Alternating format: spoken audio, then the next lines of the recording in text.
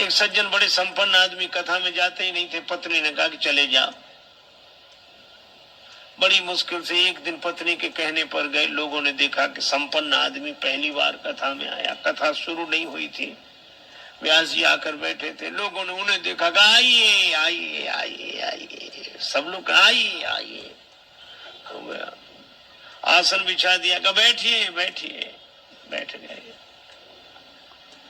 कथा शुरू हो इसके पहले ही जाते ही नींद जुड़ाई हुई, सो गए।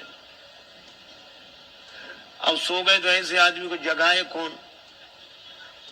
किसी ने नहीं जगाया। कथा पूरी हो गई, व्यास जी भी चले गए, सब श्रोता चले गए। अब वही आदमी बैठा था जिसकी दरी बिछी थी, तो उसने धीरे से जगाया। बोले जाइए, कथा हो गई? हाँ हो गई। बड़ा आनंद आया, बहुत आनंद। घर पहुंच गए। पत्नी ने कहा कथा सुनी? हाँ सुनी, और वह 3 तो शब्द, आइए बैठिए जाइए, बस।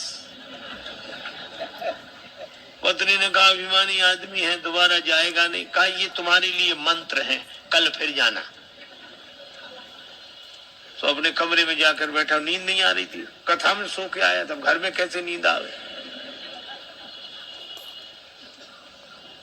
बिजली बंद कर दी। अब लेट है, नींद बैठ गया।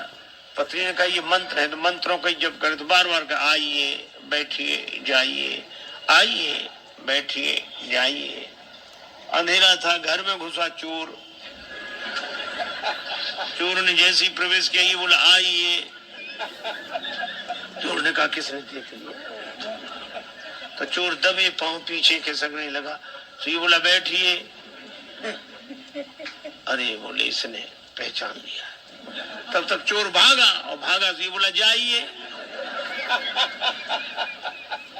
चोर ने समझा पहचान लिया, पकड़वा देगा कल। तो चोर दौड़ा दौड़ा इसी के चरणों में गिर गया। चरण पकड़ ली, जो रुपया पैसा लाया था सो चढ़ा दिया, मुझे बचा। ये घबराया कि मंत्र इतनी जल्दी सिद्ध हो गए।